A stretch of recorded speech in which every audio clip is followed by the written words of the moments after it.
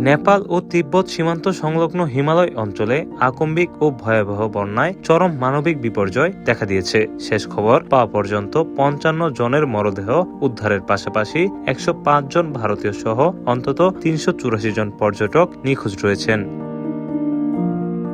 বুধবার সকালে বরফ ধসে লেন্দে নদীর গতিপথ আটকে যাওয়ায় উপনদী ভূতেকুশিতে তৈরি হয় ভয়াল প্লাবন। নিমিষেই তলিয়ে যায় রসুয়া জেলার একের পর এক গ্রাম, ধ্বংস হয় একাধিক জলবিদ্যুৎ প্রকল্প ও যোগাযোগ সেতু।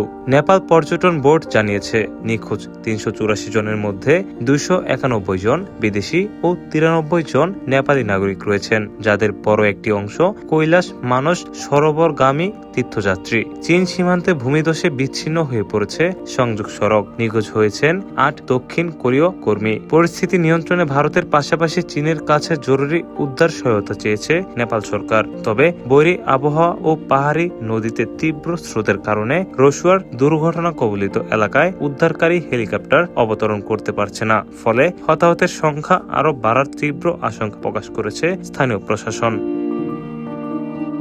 ATV USA international desk. ATV USA, বিশ্বজুড়ে বাঙালিয়ানা।